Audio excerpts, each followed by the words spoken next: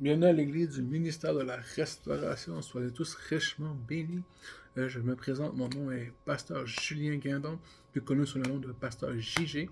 Je vous souhaite tous la bienvenue à l'église du ministère de la Restauration. Soyez tous richement bénis. Merci de bien vouloir liker, de partager, de commenter et de vous abonner afin de rien manquer. Le Seigneur, cette semaine, m'a touché particulièrement cette semaine. Il m'a donné un message important ce matin, c'est que il m'a fait comprendre que beaucoup de chrétiens négligent l'appel que Dieu a ordonné, négligent leur travail que Dieu a donné pour eux. C'est quoi le travail que Dieu t'a donné ce matin? C'est quoi le travail que Dieu t'a appelé à faire ce matin? Peut-être durant des années, tu as eu un rêve. Tu as eu un rêve dans ton cœur, puis Dieu dit, ah, mais c'est ça, il faut que tu fasses. Mais les gens autour de toi t'ont découragé, ils t'ont dit, non, il faut que tu arrêtes de faire ça, tu peux pas faire ça. Le monde de ta famille, tes amis, ton entourage. Tu sais, même les membres de l'église, de ton église, t'ont amené à arrêter de vouloir faire ce que Dieu a fait pour toi. Ou une influence extérieure ou d'autres choses qui peuvent se produire. Il y a plusieurs facteurs, maladie, dépression, peu importe. Mais moi, je vais te dire ce matin, peu importe ce que tu fais ce matin, peu importe dans quelles circonstances que tu es ce matin, reste à ta place. Reste où ce que Dieu veut que tu sois. Fais ce que Dieu veut que tu ailles. Fais ce que Dieu a pour ta vie. Laisse faire les autres. Laisse faire les commentaires négatifs de gauche et à droite. On s'en fout. Regarde, comme moi, par exemple, j'ai une église maison. Les gens, t'as une église maison, ça vaut rien, c'est pas bon, c'est inutile. J'en ai rien à foutre. Moi, je fais ce que Dieu me dit de faire. Il m'a dit de commencer dans une église maison, d'aller de lieu en lieu, d'amener les âmes au Seigneur et de sauver les âmes. C'est la mission que Dieu m'a donnée. Et à partir de maintenant, il n'y a plus rien qui va se mettre en travers de ce chemin-là. Il n'y a plus rien qui va m'empêcher d'avancer vers la mission que Dieu m'a donnée, la vision que Dieu m'a donnée. Oui, on commence petit. Mais l'important, ce n'est pas comment que tu commences. L'important, c'est comment que tu vas finir. Les gens vont te dire, ouais, mais on regarde ta ci, ta ça, regarde moi, j'étais sourd, je bégayais, je savais pas lire, je savais pas écrire, je savais rien faire, oh, j'étais un pauvre handicapé. Non. Dieu a déplacé pour moi des étoiles dans le ciel pour me montrer que j'avais un appel dans sa destinée éternelle. Et toi aussi, ce matin, Dieu place une étoile, place un feu spécial pour toi ce matin. Il ne faut pas te décourager, mon frère, ma soeur, peu importe ce que Dieu a mis dans ton cœur, le rêve qu'il y a pour toi, pour le servir, serre-le. Dans les Écritures, à plusieurs endroits, on voit des serviteurs qui ont baissé les bras, qui ont arrêté de le faire, qui ont désobéi à ce que Dieu a dit de faire. Si tu regardes l'histoire du roi Saül, l'Éternel avait dit à Saül, tu ne prendras pas de prisonniers, tu ne prendras pas de bétail, tu feras pas ces choses. Saül a désobéi, il s'est éloigné de la mission que ce que Dieu a, et Saül a tout perdu. Il était roi. Il avait toute la richesse du peuple était à lui. Il a tout perdu. Pourquoi? Parce que il s'est éloigné de ce que Dieu a voulu pour lui. Donc, même Élie et ses fils. Quand on lit l'histoire d'Élie et ses fils, quand le prophète Samuel était appelé à son jeune âge, allez voir le prophète Samuel, voilà, on regarde ce qui va t'arriver parce que tu n'as pas osé parler à tes fils, tu n'as pas osé les corriger selon leur comportement, impudique, pécheur, tu n'as pas les corriger, tu n'as pas leur parler, mais voilà ce qui va t'arriver. Tant. Encore une fois, ils sont éloignés de ce que Dieu a voulu faire. Vous savez, moi, une fois que je corrige des gens, des fois, ah non, t'es pas un bon pasteur, t'es pas un bon évangéliste, parce que je dis la parole de Dieu. C'est ma responsabilité parce que je suis responsable de toi. La parole de Dieu dit que les prédicateurs, les pasteurs sont doublement responsables.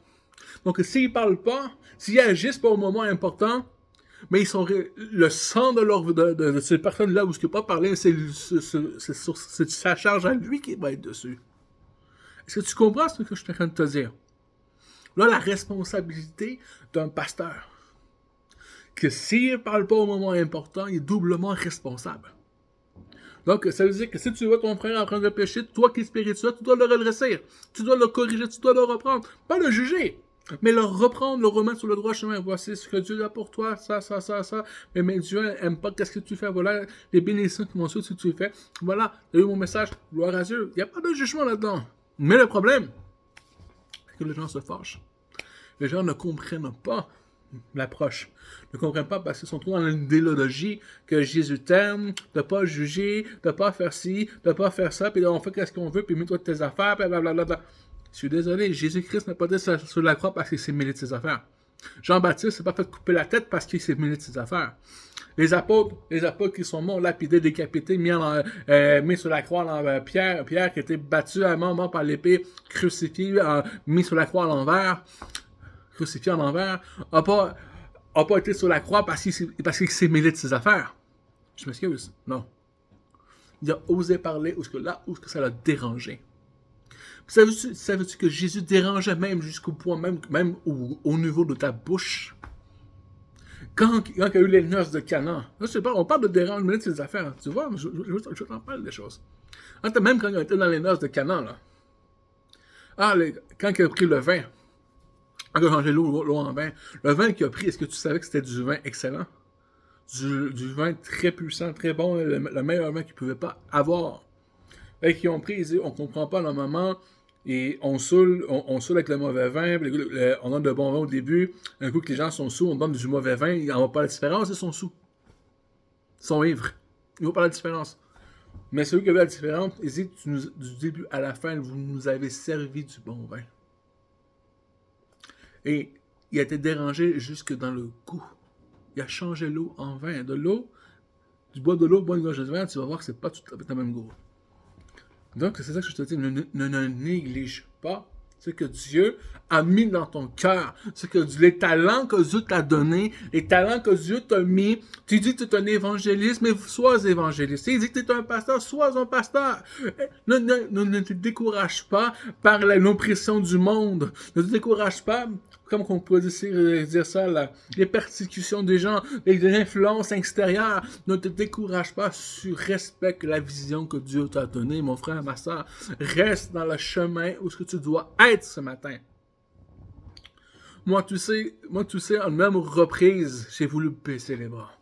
En même reprise, j'ai dit, ça donne rien, j'en ai assez de continuer, j'en ai assez de faire ça, ça donne rien, ça n'avance pas, ça fait ci, ça fait ça. Le Seigneur dit, non, continue. Et même une fois, j'ai prié. Il dit, ok, Seigneur, s'il n'y a pas personne qui se pointe chez moi pour prier, aujourd'hui, j'arrête tout. Et c'est où ce qui s'est passé? Il y a des gens qui ont cogné à la porte, puis ils sont arrivés pour prier. Et c'est ça qui s'est produit. Et c'est encore, je vais toujours continuer. Même si tu penses que même si tu penses que j'en ai rien à foutre de ce que tu penses, de ce que tu dis. Et c'est la même chose pour toi, mon frère, tu dois t'en foutre, ça ne doit pas te déranger. Excuse-moi mon langage grossier, mais ça ne doit pas te déranger. Ce que Dieu a mis dans ton cœur, peu importe ce que les gens vont dire, on s'en fout. Si Dieu est toi, ça te concerne, ça concerne personne d'autre. Amen. Donc, mon frère, ne néglige pas, parce que tu sais, moi, des fois, ils disent, comment ça se fait, pasteur, t'as des dons spirituels comme ça, comment ça se fait? Parce que au moment où c'est toi, tu dis que toi, tu veux pas, ils disent, moi, Seigneur, je veux prendre, je prends. Et c'est à ce moment-là que Dieu me touche, tout simplement. Mais au début, je croyais que c'était de l'égoïsme. Mais c'est peut-être pas bien ce que je fais, finalement, au bout du compte. Non, c'est le même biblique, en fait. C'est même dans la Bible. Dieu dit que celui qui ne fait rien avec ce que Dieu lui donne, il va le donner aux autres. Il va y enlever, puis il va le donner à celui qui fait avec. Donc, c'est même biblique. Donc, que ce soit le roi David, que ce soit Samuel, que ce soit Élie, que ce soit Saül, ils sont écartés de ce que Dieu avait dit pour eux. Toi, ce matin, mon frère, ma soeur, je t'encourage à te remettre où tu étais ce matin. Peut-être qu'on t'a découragé, on t'a blessé, on t'a négligé, on t'a mis de côté, on t'a servi comme un petit bibelot, un trophée. Moi, c'est mon cas. Moi, c'est mon gars, j'allais dans les églises africaines. Oh, un pasteur blanc! Wow! Hey, c'est un trophée, on va le mettre là, on va le mettre pour que tout le monde le voit, mais on va pas l'utiliser. On va le laisser là juste pour bien paraître. Ça, j'en ai vu de toutes les couleurs, là. Je vous jure, j'en ai vu de toutes les couleurs. Mais à un moment donné, j'ai compris que moi, je suis pas un trophée, je suis pas un objet, je suis pas un bien. L'esprit me communique, me parle. Je vais pas rester assis à rien faire. Je suis désolé. Tu m'utilises pas. Bye bye. Ah, mais là, t'es un menteur, pasteur, parce que Dieu t'a dit une annonce. Il dit, tu as négligé ce que Dieu t'a donné. Dieu m'a emmené ici, oui, mais tu m'as négligé. Tu l'as laissé tomber, t'as négligé, t'as pas pris ce que Dieu te donne. C'est ce que Dieu te donne. Si tu t'en sers pas, qu'est-ce qu'il fait? Il reprend, il donne à un autre. Bye bye! C'est ça qui est la parole de Dieu. Tu dois utiliser ce que Dieu te donne, mon frère. Ah oui, mais j'ai pas assez. C'est quoi tu as? Avec la force que tu as, avec le peu que tu connais, le peu que tu as déjà, avance, vas-y. Donc, il dit à Gédéon, vaillant héros, avec la force que tu as, ce que tu connais, ce que tu sais, vas-y, avance, je suis avec toi. Et la Bible dit, si Dieu est avec nous, qui sera contre nous? Lui qui a donné son Fils unique. Amen. Allô, ce matin, réveille-toi. Là. Tu dois te réveiller, ça n'a pas de sens. Arrête de rester assis dans ton coin, te lamenter. Et fais ce que Dieu veut que tu fasses. Si ça ne marche pas, c'est parce que tu n'es pas avec les bonnes personnes. Change d'endroit. Bouge. Prie. Il y a quelque chose qui ne marche pas, ça avance pas, ça marche pas. C'est parce que tu n'es pas avec les bonnes personnes pour avancer. Trouve-toi les gens qui vont te soutenir dans ta démarche, qui vont te soutenir dans ta vision, qui ont la même vision que toi. Commence à les trouver, commence à les chercher. Un jour, un homme de Dieu m'a dit, Julien, ton problème, c'est tu sais quoi? Il dit, peu importe l'église où ce que tu vas aller, il va tout le temps avoir des problèmes. Il dit, pas parce que, il dit, sais-tu pourquoi? Je dis pourquoi? Parce que tu n'es pas appelé à investir dans le ministère d'un autre, mais tu es appelé à investir dans le ministère que Dieu a pour toi, dans ton ministère que Dieu va t'établir pour avancer. Et c'est pour ça qu'à chaque fois que tu fais quelque chose, que tu vas dans une assemblée, tu vas dans une église, ça ne fonctionne pas parce que tu n'es pas appelé à investir dans le ministère de quelqu'un d'autre, d'un autre pasteur, d'un prophète, d'un apôtre, peu importe. Tu es appelé à faire ton ministère. Et il dit, encore-toi des gens qui vont t'aider, encore-toi des gens qui vont te soutenir, qui vont t'encourager, qui vont être là pour toi. Puis concentre-toi sur ceux qui veulent aussi. Ok, tu veux pas. Ok, on parle d'autre chose, on passe à un autre. Je vais pas me concentrer sur toi si tu veux pas, on va avancer, on va changer. Parce que Jésus revient bientôt. Si tu veux pas, je vais pas me concentrer sur toi parce que toi tu veux pas. Mais il y en a d'autres qui veulent. Il y en a d'autres qui cherchent Jésus. Il y en a d'autres qui souffrent dans le silence. Il y en a d'autres qui ont besoin de toi. Il y en a d'autres qui ont besoin d'entendre parler de Jésus. Tu sais, les gens là, tu peux regarder. Moi, des fois, je prie chez moi. Je rouvre la porte parce que je rouvre mon patio, je rentre dans mon patio. On voit plein d'immeubles de chez moi. On voit des blocs appartements, des gens. Et là, je suis comme ça, Seigneur, tu vois ce bloc appartement-là. Tu vois ce bloc-là. Et Seigneur, ces gens-là ne te connaissent pas, probablement. Probablement que ces gens-là n'ont jamais entendu parler de toi, Seigneur. Ils n'ont pas de communion avec toi. Seigneur, touche-les, Seigneur. Et je change de bloc appartement et je continue sur chaque des blocs. Et je dis, Seigneur, tu vois, des fois, je me promène dans mon bloc appartement. Et les gens qui sont dans mon appartement, il y en a qui le suivent. Là, ils vont entendre ça, ils vont trouver ça drôle. Mais des fois, je me promène sur les étages, puis je prie sur chacune des portes, pour que Dieu vienne les visiter, pour que Dieu vienne les toucher, pour que Dieu vienne les rencontrer. Parce que vous avez besoin de Jésus. Jésus a besoin de vous. Jésus vous aime. Et c'est qu'est-ce qui est nécessaire dans votre vie. Après, avoir une vie chrétienne, c'est pas seulement un pasteur, c'est pas seulement ouvrir ta Bible puis trouver une prédication, un message. C'est pas seulement ça. C'est d'encadrer, c'est d'encourager, c'est de soutenir et c'est d'enseigner les gens, les remettre sur le droit chemin, de prier pour eux, de les soutenir en prière. T'es pas obligé de te péter les bretelles. Ah, moi, j'ai prié pour telle personne. Fais-le puis tais-toi. Ah, moi, j'ai fait ça. Non, tais-toi. Dieu va te bénir. Des fois, juste être dans le silence, dans le silence quand tu pries, et tu vois les résultats de la prière. Oh, gloire à vous Seigneur, j'ai vu un miracle qui s'est produit pour tel frère. Wow, un miracle qui s'est produit pour telle soeur. Wow! Mais tu sais que ça a l'efficacité parce que tu as prié. Mais C'est dans le secret, personne ne le sait. Et quand tu arrives là, tu dis merci Seigneur parce que tu es un Dieu merveilleux. Merci Seigneur parce que tu es grand. Merci Seigneur parce que tu fais toutes choses. On a un Dieu merveilleux, on a un Dieu grand, rempli d'amour. La Bible dit, soyez pas comme des hypocrites. Priez dans les synagogues, priez au coin des rues, blablabla. Généralement, moi, quand je prie, généralement, dans mon coin tout seul, c'est là que tout se produit. Genre, j'ai pris pour mon frère, pour une soeur, pour une telle personne, j'ai pris dans mon coin, je parle pas à personne, j'en dis rien, à personne qui est au courant de quoi que ce soit. Les portes se débloquent, les choses arrivent. Ah, gloire à Dieu. Et moi aussi, j'ai des bénédictions, bien sûr, j'ai ma récompense. Mais tais-toi, est-ce que tu es obligé de dire, ouais, j'ai prié pour toi, gloire à Dieu. Mais tu perds quelque chose en faisant ça.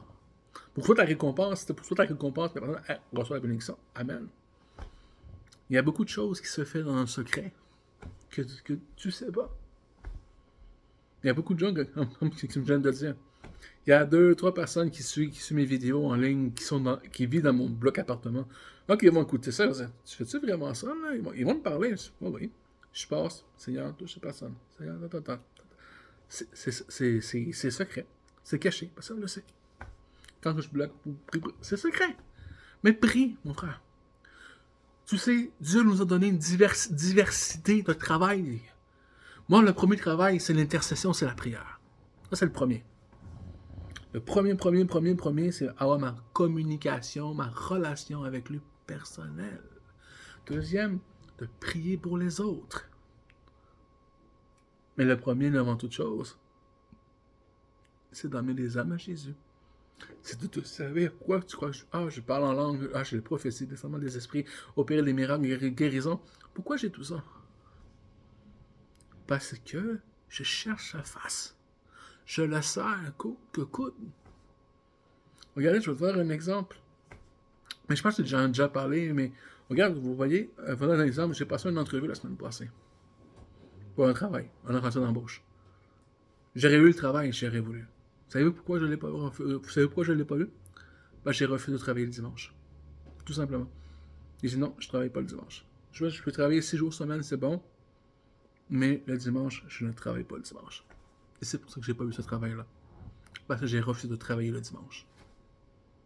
C'est aussi simple que ça. Il y a plein de portes, il y a plein d'autres opportunités qui vont s'ouvrir à moi.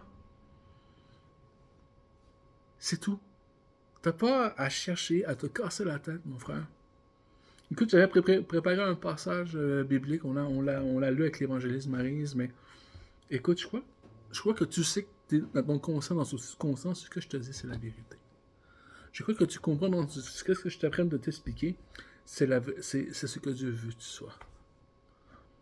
Je peux te donner le verset, je veux que tu le prennes en note, puis que tu ailles le voir. C'est Matthieu 25, à partir du verset 26 à 30. Et puis même, lis même à partir du verset 14 à 30, lis tout le paragraphe au camp complet. Lis tout ça. Donc, 25, Matthieu chapitre 25, verset 14, alors du verset 14, aller jusqu'au verset 30. Ça s'appelle la parabole des talents. C'est ce que ton maître te donne et que tu ne mets pas et pour que tu le fasses grandir, tes talents, on s'entend que les talents, on ne parle pas nécessairement d'argent. Bon, là où la parabole, on parle d'argent, mais le talent, c'est ce que Dieu t'a mis, tes dons spirituels que tu dois faire grandir. Que tu dois aller semer, aller chercher des âmes pour lui. C'est ça l'argent, c'est ça les talents, l'argent pour que tu remènes au Seigneur. Il ne semène pas. Tu vois, il va dire la parole, moi je n'ai pas de semence, je n'ai pas de vigne, mais c'est à notre responsabilité, à nous, d'aller les chercher, d'aller les tirer, d'aller les amener, afin que d'autres personnes viennent à Jésus. Et si tu n'utilises pas tes dons, tu n'utilises pas tes talents, si tu sais vraiment les utiliser, regarde, même le parent dit, mais pourquoi tu n'as pas été voir dans une banque? Ça veut dire, tu ne sais pas utiliser tes talents. Il va y avoir quelqu'un qui va t'apprendre à le faire. Il va y avoir quelqu'un qui va te faire grandir tes talents, tes connaissances, ta capacité. C'est ce que la parole nous enseigne. Mon frère, combien de fois, moi, j'ai amené quelqu'un au Seigneur en quelques mots simplement, Pas besoin d'argumenter. Il y en a qui ne viendront pas accepter. Il y en a que ça peut prendre des années, tu vas parler, tu vas prêcher, tu vas leur témoigner. Ça va prendre des années, des temps, mais tu vas dire. Puis, la ville la plus difficile à prêcher présentement ici au Québec, c'est où ce que je suis présentement, à l'Estrie, à Sherbrooke. Parce que l'Estrie, Sherbrooke, là, de Sherbrooke, il y a les S. Serpent. Parce que quand tu regardes ça, c'est savoir. Je me rappelle pas trop exactement, là, il y a 3 S qui ont rapport à. T'as le savoir, je me rappelle plus exactement les 3. Je sais qu'il y a 3 S qui expliquaient. Et ici, c'est le zen. Vous voyez le nouvel âge, la méditation, là, c'est zen. Même quand je vais marcher, je vais marcher à un endroit où ça s'appelle le lac des Nations. C'est un lac où tu fais le tour, c'est une rivière qui propose d'une tour, ça s'appelle le lac des Nations. Puis tu marches, tu fais le tour. Puis quand tu marches, c'est marqué, vous marchez zen. Vous êtes zen. Le mot zen un peu partout, puis tout le monde sont dans les zen, tout le monde sont dans le nouvel âge, tout le monde, ils sont dans les pierres, dans les ci, dans les ça, dans la magie, dans toutes sortes de trucs. Et quand tu témoignes de Jésus, la majorité des gens te fait fermer la boîte. Parle-moi pas de Jésus. C'est très, très, très difficile, parce que c'est toutes des personnes quand j'ai commencé à parler, c'est toutes des personnes qui sont intellectuellement élevées. C'est difficile de parler avec eux. Intellectuellement, ils sont intellectuels. Donc, parler de Dieu, oui, ils comprennent ce que tu dis, mais ils ne veulent pas l'entendre. Oui, donc c'est vraiment ça. Donc, lis ce passage que je t'ai dit tout à l'heure, Matthieu 25, à partir du verset 14, allez jusqu'au verset 30. Soyez tous richement bénis. Néglige pas ce que Dieu t'a donné, mon frère, ma soeur, parce que Dieu va le prendre, il va donner à quelqu'un d'autre. Il va utiliser quelqu'un d'autre pour le faire. Si Dieu te donne un message, si Dieu te donne une vision, Dieu te donne ci, retiens-toi pas, il faut que tu parles, il faut que tu agisses. Que Dieu te bénisse abondamment. Si tu as besoin de prière, tu as besoin de soutien, tu as besoin d'être écouté, commente, viens me voir, tu es sur Facebook, tu as mon nom, Julien Guindon, pasteur Julien Guindon, pasteur JG, tu es sur Nantes, sur YouTube, viens me chercher. Même si tu vas sur si tu vas, regarde, je donne même le numéro de l'église si tu veux joindre. Je donne maintenant. Aucune crainte. Fait que, si tu es là présentement, le numéro de l'église, pour me joindre directement, c'est le 819-580-1645. L'église du ministère de la Restauration, que le pasteur Julien Guindon, si tu veux me joindre, c'est le 819-580-1645. C'est et aussi, donc c'est vraiment ça qui est important. Et que si tu vas sur la page Facebook, sur ma page Facebook, tu vas voir ceci aussi apparaître en photo. Donc tu le vois ici. Tu as le nom de l'église, du ministère de la Restauration et le numéro que je viens de donner. Donc, soyez richement bénis, frères et sœurs, dans le Seigneur. Que le Seigneur vous fortifie abondamment. J'espère que le message que je vous ai donné vous a édifié, il vous a encouragé, il vous a fortifié à aller dans l'œuvre, dans ce que Dieu vous a donné ce matin. De mis dans votre cœur, de faire pour lui.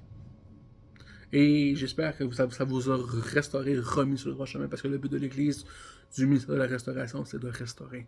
C'est de ramener à l'état initial. Là où toi, tu étais fort, tu t'es encouragé, tu étais découragé, de te ramener dans la force, pour que toi aussi, tu peux aider quelqu'un qui est faible à ton tour. Soyez richement bénis. Que Jésus vous aime, et je vous aime aussi avec l'amour de Jésus-Christ. À la semaine prochaine.